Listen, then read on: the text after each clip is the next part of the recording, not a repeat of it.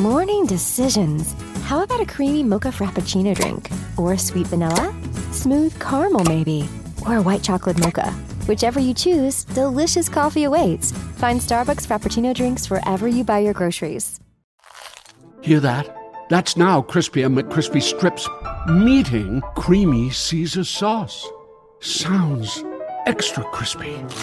Caesar sauce at McDonald's for a limited time. Ba-da-ba-ba-ba.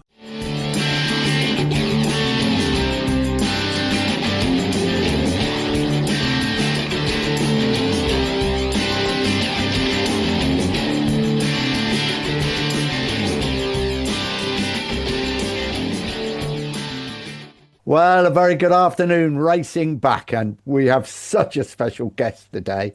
I'm sure he won't mind me calling him Freddie Spencer from Shreveport, Louisiana. Freddie Spencer, I'm so pleased, is joining Racing Back. Freddie, great to see you, and thanks so much for giving us your time. It's my pleasure, Nick. You know, I think back to all the memories that we've shared and the moments in 41 years. Yeah. I mean, you wrote, my story about the two championships, and then it's the history, right? It's the history that we all, at the end of the day, I mean, 60 years I've been involved in this sport since I was 4 years old. So, and I still get the pleasure of doing the same thing that I started when I was 4 years old. So your show and you and Julian to be involved or to be asked to be on the show is truly my pleasure. I do have one correction, though. Yeah. It is Frederick Burdett Spencer Jr. I'm so sorry. Yeah. No, that's okay. Because your dad was a racer as well, wasn't he? Well, you could say he was the real racer of the family. Yeah. He would race anything. I said one time, I think our push more was modified, And as I was talking about before we started recording, in honor for being on the UK show here, I got a cup of English breakfast tea. Yeah, there we go. Nice to hear. We did teach you something. Yeah, you know what you told me is the first time you'll get a kick out of this, Nick. That first year at the match races in 1980, I showed up and asked for a glass of iced tea. Yeah, oh my golly. Bet they didn't know what it was. I didn't realize I was not putting myself in well stead with local English, the proper use of tea. But I said, wait, what do you mean you don't have iced tea? Just bring me a glass of ice and bring me some tea. And, I realized it was somewhat sacrilegious. What happened when you came to Brands Hatch in 1990? It was a bit sacrilegious as well, Freddie. Yeah, I was sat in the grandstand at Paddock, and I spent a day going, who is this? Yeah. What's going on? Before internet, before you. Oh, yeah. I'd read a couple of things about you, and we knew you were, this kid's fast. And then this beautiful tea, was it silver and blue? It was. It was Herb Katamoto's. You weren't supposed to be able to come to Brands Hatch and compete, let alone absolutely dominate. Blast them apart. The locals, the people who've been doing it. It's one of those tracks you need to learn. No, we found out it wasn't one of those tracks you needed to learn. You turned up and you were, to call your performance eye-opening is not to do it justice. How did it feel? Well, it's interesting, Julian, because it's funny. It's funny how the impression it had. I'll give you a real quick story just from a few weeks ago. I was at the Festival of Speed, which I've been going to off and on since 1998. And so I had my future son-in-law is there. He's taken an aerodynamics, motorsports, advanced aerodynamics course at an Oxford affiliated school. And so I had him in the changing room. And so we're sitting there and Emerson Fittipaldi and Derek Bell walk in, and then And then Ago walks in, and Kevin was there. And so we're sitting there, and Ago's talking with Michael. And so I go, Michael, that's his name, my future son-in-law. I go, Michael, ask Ago about the first time we met. Now, Ago, we know is, he's what, about 83, 84 now? Yeah, I think 83 probably had too. Uh-huh. Yeah, right. And so Ago goes, well, it's 46 years ago at Brands Hatch on Good Friday. And so I thought that was what he was going to say. He was going to finish the statement there. And he looks at Michael and he goes, what you probably don't know is your future father-in-law, in about 6 laps on that first day that he rode, he was running around the track record, And so I said, do you remember that? He goes, like it's yesterday, and that's 46 years ago, and of course it's impressive. He's 83, and we all say when we grow up, we want to be like Ago, Yeah, I mean, in every way. Yeah, in every way, right? And so it's the memories and the fact that he remembered that, and of course.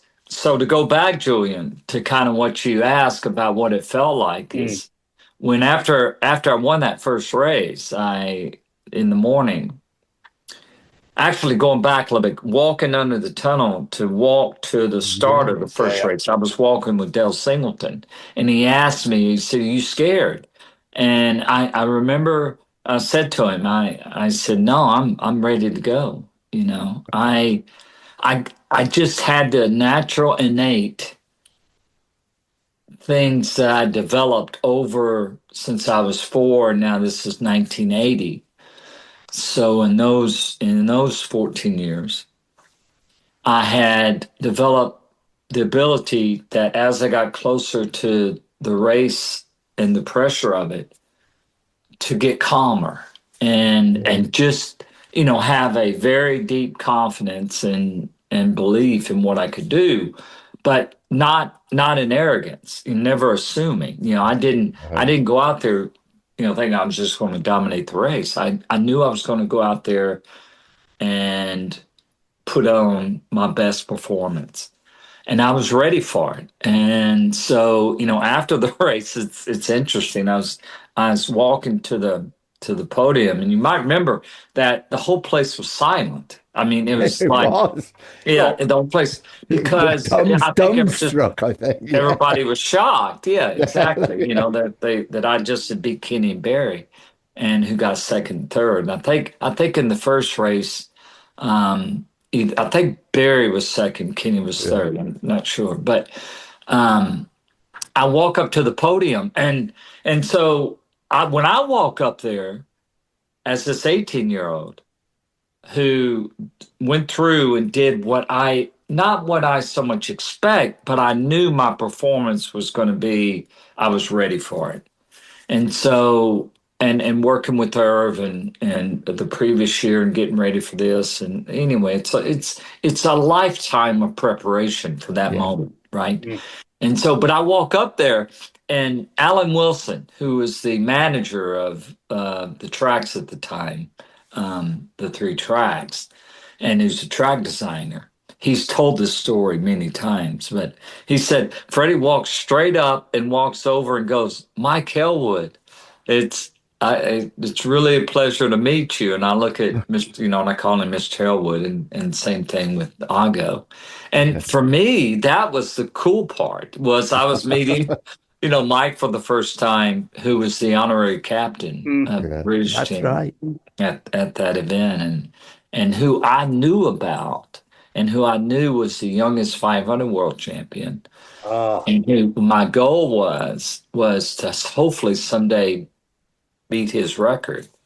Wow. And all that was going through my mind, but I was such in awe of meeting, Mike, and Ago was there to present the trophy, and so it's just, it's great to think about those things. But I knew that everybody thought that had to be a fluke, that they would be ready for the second race. And So they started on the front row because they had let us rookies start on the front row for the first race, and so Not the for the second race, second Kenny race. Barry and everybody was on the front row, and but I was able to win that one too. So I guess that day changed, it changed everything that you Right, can didn't it? imagine, Yes.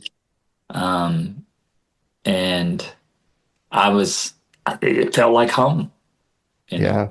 And was it your first trip outside the States? You'd never been outside the States? Yeah. No, Wow. because at the time, Nick, you had to be 18, Yeah. to race internationally, and I'd been Of waiting course. Yeah. for that. I turned 18 in December '79. I signed with Honda, even though I had the offers to sign with Kawasaki to do their Superbike program and get some starts with Ballington Yeah. as in a wild card on the KR 250 for 80. Because he'd won the championships in both Yeah. in '78 and '79, and so we knew that and they had told me they were building this KR 500, but I chose to go with Honda, who didn't really have anything proven. The NR 500, when they started at Silverstone in '79, as you know, was a disaster with Mick Grant and Takazumi. They didn't make it past turn one. I watched that on TV Yeah. on ABC Wide World Sports in August of '79. But when I got the call from Honda, I just felt it was where I should go, and I signed as a superbike rider. And then part of the deal is that I said I still want to ride Earth's bike at Daytona, and then if something else comes up, which the match races did. I wasn't even supposed to be on the team. Yeah. No. Right.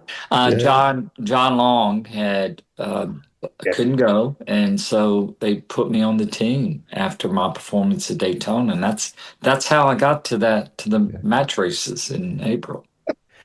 And then you went to, I think, Alton Park on the Monday. Yes. I don't think you won the race, but you decimated the lap record. We were talking to Rob McElroy the other day. He calls you Fred. He doesn't call you Freddie. I know he does. I know he does. Yeah, he calls it Fred. Yeah. We went to Alton Park. He said, Fred just blew us apart. We just couldn't believe Yeah, it. yeah. Rob and I played golf. I remember we played golf a couple times when we were in the GPs, and I like Rob a lot. Yeah. And but he called me Fred. Mike Velasco, my crew chief, he called me Fred. I was just with the original American Honda team. We just did a vintage motorcycle days at Mid Ohio a couple weeks ago. I was Grand Marshal. It was the 50th anniversary of Superbikes, and they were brought together. And Brian and Cheetah, because Mike Velasco calls me Fred. There's only a few people, and Rob is one of them, that call me Fred. And so it's kind of cool. But yes, Alton Park. I had, if you remember, I was getting, not because I was winning, but because of my style, which was, I would slide the bike in, and that's what ultimately won me my 500 titles, and why I could ride the 250 the way I could. But that was my style, and so it was very unusual, and so it appeared over the edge. But the reality is I could push it to the edge and a little bit beyond, and then I could kind of reel it back in, and so that's why I rode. Yeah. And it's from dirt tracking. And anyway, long story short, I get to Alton Park, and I'm gonna show these guys, and it was a lesson. It was a lesson I learned. I went out, shattered the lap record, was beating Kenny by quite a bit, was on my way to be the point scorer. And I remember Nick and Julian, I was going in Cascades, and I was dragging the left side of the fairing on that TZ250, and it was, dragging the fairing, kind of picking the front up, and then it would tuck and I'd save it. And I went in there, and the lap before I crashed, I thought, okay, this is the limit. I'm winning the race. They're putting on the board. I'm lap record. And I went in there the next lap and went in there the same way I did the lap before. and dragged the left side of the fairing, picked the front up, didn't catch, and tucked the front. And that was the longest walk back to the pit. And this is exactly what happened. I walked back, and I'm so embarrassed, because I had let the circumstances, not that I wanted to prove a point, but all of the noise, and what people were saying, and he's riding over the edge, and he's a little kid. No, I was going to show him, and I tucked the front, and I got up, and I walked back with my helmet. And I walked up to Irv, and I said, that will never happen again. And it was a valuable lesson. And the rest of my career, I never pushed beyond that point. Always have some in reserve. But that was a valuable lesson. And I talked about that in my book, but I wanted to share that in case people didn't know that, even when you're at the very top, there's lessons to be learned, right? Yeah. And that was certainly one of them. Tomorrow morning is knocking. Stock your fridge now. How about a creamy mocha frappuccino drink? Or a sweet vanilla? Smooth caramel, maybe? Or a white chocolate mocha? Whichever you choose, delicious coffee awaits. Find Starbucks Frappuccino drinks wherever you buy your groceries. Hear that?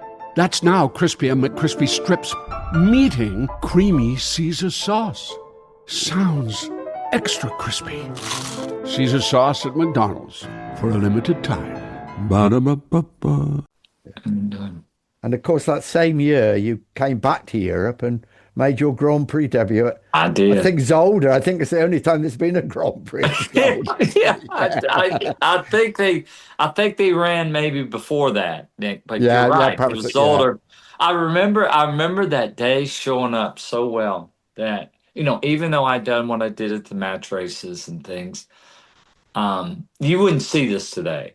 Yeah. I had a contract with American Honda, which basically was facilitated by Japan. Ira Majiri and Mr. Honda had seen me ride at Daytona in '79. So when Erie had the plan to start HRC in 1980, I mean, there was always going to be what was going to be the direction they were going to go and build a two-stroke, because they realized after '79 that the four-stroke opportunity had passed. Yeah. When they, because Mr. Honda loved four strokes. He didn't like two strokes. And so that's why the push to do the NR 500, which was within, the high performance group, or RSC within Honda. And, but they realized that, when they decided to come back, which was, mid 70s, by the time they got this NR 500 built, the time had passed, and two strokes were definitely the way, because of the lightness and just the power they could put out. So the plan was, and I got told this at the end of 1980, that they were going to start HRC and build this two-stroke, and for me to stay. And I stayed, even though I was getting offers from other manufacturers. And so one of the deals, though, that they allowed to happen, and this is American Honda in Japan, was for me to ride Irv's bike, and also for me to race my first Grand Prix at Zolder with backing from Yamaha Europe. So I had two deals. I had one in America with Honda, and then I had one with Paul Butler, who you know very well, Nick. Julian. We do.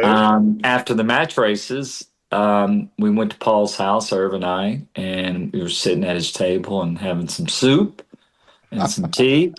And he said, would you, be willing to ride one of the, they had come out with the inline kind of production-based bikes, that what Barry had. And so they let Irv take one, do some work to it. And that's where I showed up at Belgium on. Yeah. And my first Grand Prix. And I was my ending point, Nick, you guys would appreciate, is I can remember like it's yesterday, showing up on Wednesday in Irv, and we finally got to the track, and they were already running. And I ran to the tower, and I ran up the stairs to the very top. and was looking over the front straightaway. And I don't know if I remember this. The front straightaway had a gradual rise to it, and it would crest over to the start finish line. So you could hear the bikes before you could see them. And I'll never forget sitting there, and the first bike that came by was Will Hartog. And then Randy on the Tesco Heron Suzuki, and then Kenny, and then Staccato. And I thought, and I still get chills today thinking about it, right? That the match races was one thing, but this is something completely different. Yeah. And I remember just like this amazing feeling of I was getting ready to be a part of what was my destiny, in some form, Now, that first weekend didn't go too great. I did qualify okay. But, that inline was not, obviously not comparable to the factory bikes, but it was a great, and I never had pushed start before. And I got hit on the start line because I didn't know how to push start a bike properly. And so I think it was Johnny, and I've talked about this. It was Johnny who hit me. And my knee hit the petcock. I didn't realize it at the time, but it broke it. And so I made a couple laps and felt the rear tire moving around. Anyway, it was fuel on it, and I come in. And that was my first Grand Prix. But what an amazing memory it was for me was showing up there, running up those steps, looking out and watching these guys, come over the line in their environment. Yeah. Right? Yeah. I mean, the 500 World Championship, and it was the show, You must have known at that moment that was the only direction you could go in. It was it was everything. It was absolutely everything. I didn't care how bad the weekend went. It didn't matter. I just remember that feeling of the chill bumps and the feeling of just, it felt like home. I knew this was, and the thing is, I expected everything to be like it was. I expected Kenny in this environment. This was at his absolute best, and everyone absolute best. This is where, this was going to be the most difficult thing I would ever face in my life, was at their best, in their environment, at their most efficient and professional and everything. And I always knew never to assume anything, but work as hard as I can, learn as much as I can, because I respected the riders so much. And I'd been watching Kenny since I was 11 years old, as he was pitching that XS 650 sideways at the Astrodome in January, and what he could do with sliding both wheels and how he got the bike rotated, and watching Mark Brailsford on any Sunday. So I think, Nick and Julian, if you were to ask me what my probably best quality was at that moment is the respect I had for the people, other riders doing what they do. Yeah. And that pushed me to be even better every day in every moment. Wow. So I have to share one story from my old friend and commentary colleague, Keith Hewen. And he remembers following you out of the paddock at Harama into that. The first was a right, and he said you just warm the front up basically by pushing it from here to the moon and back, and then the next left, that's the left side of the tyre warmed up. And he said he felt an overwhelming desire to go back to the paddock, put his bike in the van and go home, which was much the same feeling he felt at Alton Park, where he thought he was fast before you proved otherwise, I think, on that match race weekend. Sorry, Freddie. Yeah. No, I was just going to say, Keith is always been so kind in his observations and things that he said, and the reality is that, I've been asked so many times, and Stan Perrick of Semi LC, he has a great photo from '83 of me tucking the front. It's at its maximum, and he's got the perfect angle where you can see the black mark coming off the front tire and also the rear at the same time. Well, that's because my timing had to be when it was at its maximum tuck, that I had to begin rotate, the rear tire had to begin rotating to be able to rotate the bike. So then that way I could save the tuck and pick it up at the same moment. That's how I would save it and change direction. I'd intentionally put the front tire in that position. So then that way it would allow the rear of the bike to be unloaded enough that my speed, lean angle, and rotation would happen at the right moment. Now, I told this story just the other day when I was at Vintage Motorcycle Days. Because people always talk about my memory, about how I remember every detail. But it's a focus. It's a hyper focus in the moment that I learned as a kid riding in my yard. And I trained myself to be able to do that. And so I remember key moments of learning, like I was talking about in match races in '80, going through Cascades. And I walked back and I told her that will never happen again. And I remember in 1975, when I was on a single Yamaha, and I was racing. My dad and I, my dad worked on my bikes, and we were doing what they called outlaw races. It was money races where professionals would show up, and there would be top amateurs, and we'd get to compete against each other. And so it was tough learning grounds. It taught me everything that I needed to be able to then compete against the best guys in the world as a underdog, as a less experienced rider. I had faced that so many times in my dirt track career growing up, as a teenager, racing against the Guy McClures, the Mike Kidds, Robert E. Lees, the top riders, Bubba Schobert and Ronnie Jones. And I grew up as teenagers competing against these riders who were winning nationals, and we could beat them, as teenagers. And so one night in Tulsa, Oklahoma, I was riding a single against 750s, bigger bikes, more power. And I'd go into the corner so deep on the throttle that I would start tucking the front as I'm still wide open.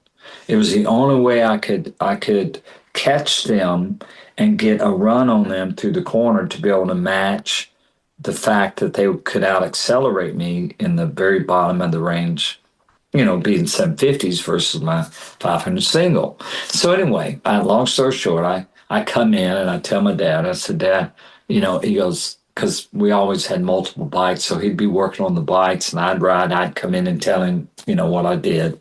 And I said, Dad, I'm going in there and this front end is tucking, and I'm saving it, but barely, I'm the way I'm kind of coming in on the outside part of the groove and drifting, turning and going downward.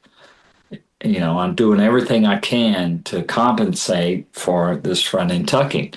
And I'm 15.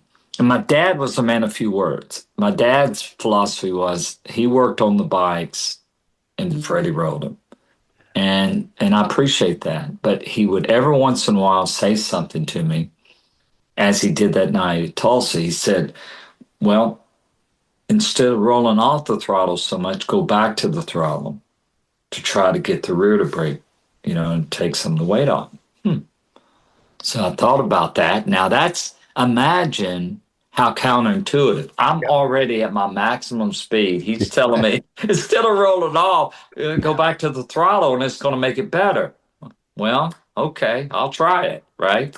And sure enough, it did. And that night was the night I learned how to how to then compensate for the front, and long story short, get the rear. And I practiced that.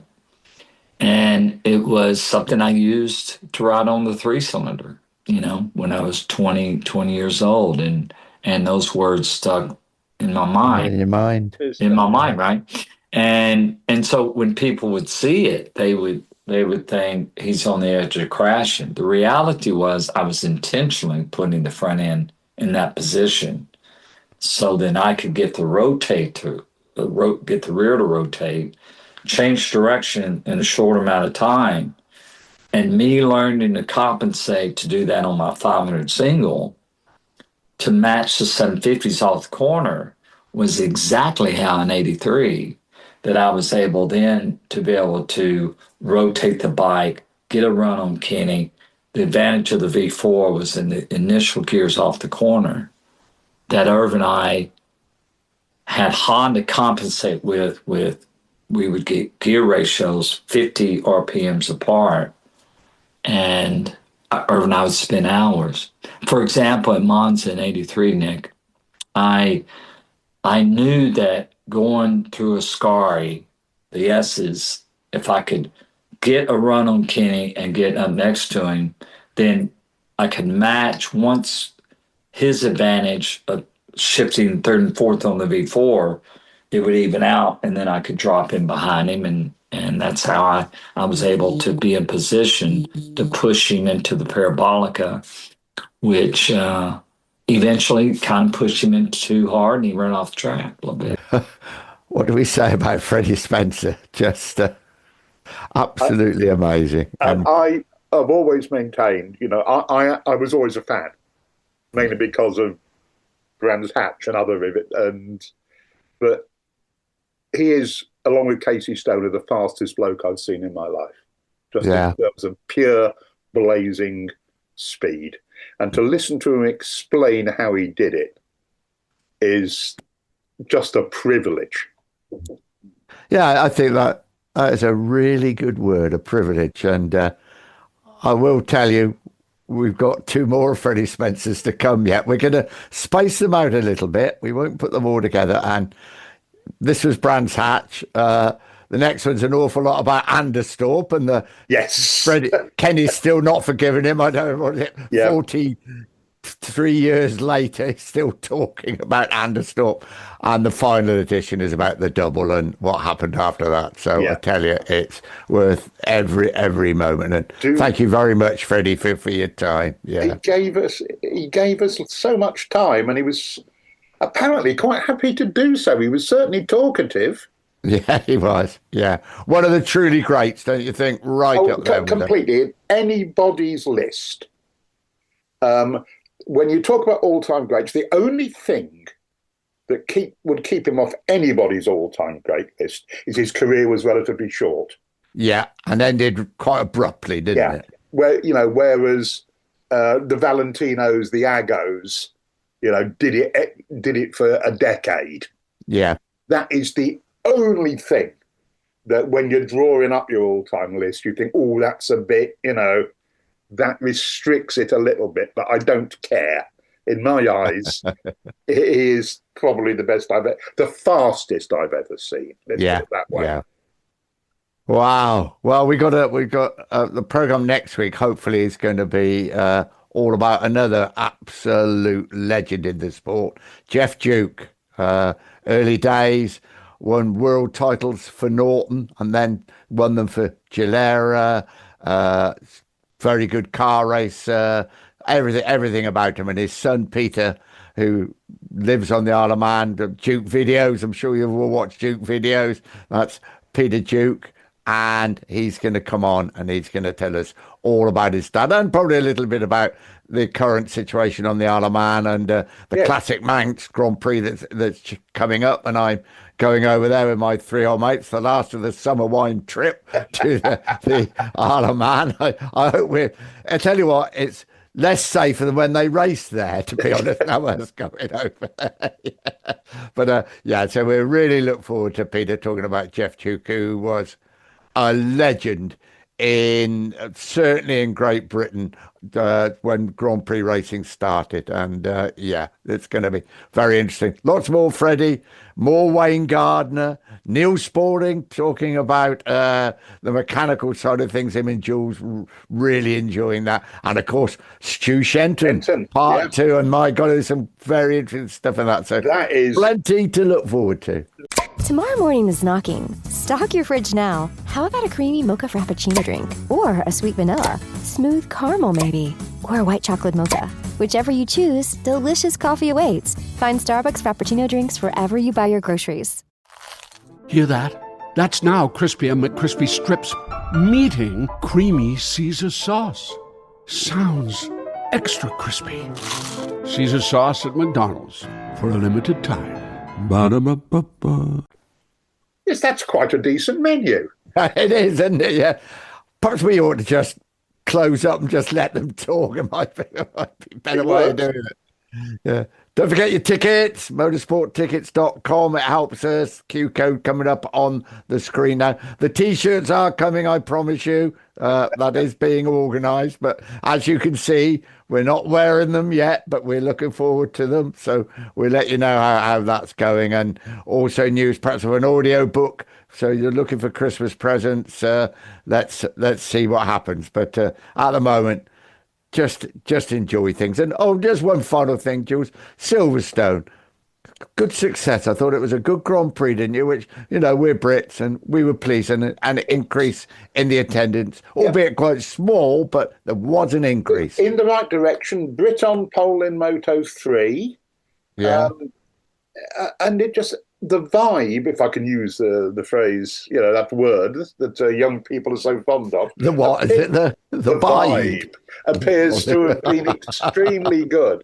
Anybody who went had a good time, as far as I can tell. Yeah, and I've spoken to a few, and they all said weather helps as well, doesn't it? Of course. Yeah. So there we go. Yeah, things are happening with racing back. We're so enjoying it, and the guests just, you don't want to hear us, just let them speak. And as I'm sure you'd say, we've just heard from Freddie, there's more of him, more Wayne Gardner, of course, about Phillip Island. That is a fantastic edition coming up. So there we go. And you can help us, can't you, Julia? Just help us along. Help us along by subscribing to Racing Back on whichever platform you like to get your podcasts from. It helps us with the algorithms. And join the Paddock Club. That'll cost you the price of a coffee or thereabouts, but you'll get the pod a day earlier, and there's a few little chat rooms and a bonus or two.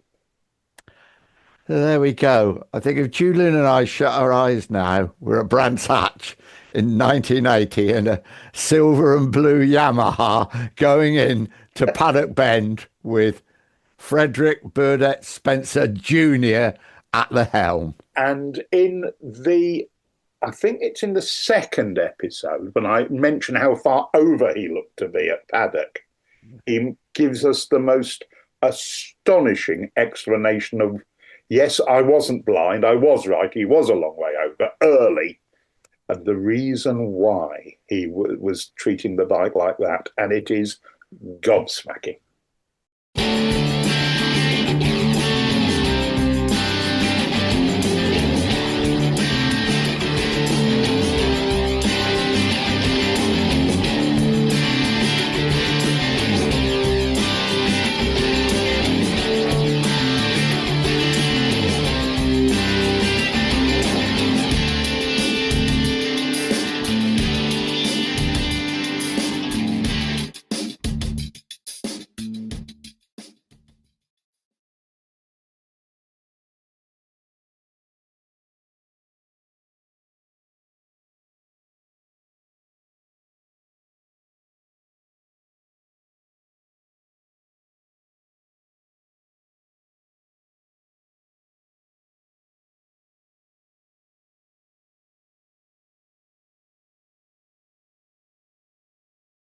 This episode is brought to you by ChatGPT. Hey, it's Bill Simmons from the Bill Simmons Podcast. Have you guys heard about ChatGPT work? It's the new way to use ChatGPT for bigger multi-step projects. And when you need more than just answers, give ChatGPT work access to your apps and files, and it can create real work documents like spreadsheets, slides, and structured reports. Get started at chatgpt.com by selecting work mode, available on Plus and Pro plans. I'm not giving up. I am selling the building. The final season of FX's The Bear. The restaurant is flooded. Everything's either going to be okay. No, stop! Or not. We are outgunned and we are outmanned, but we have each other.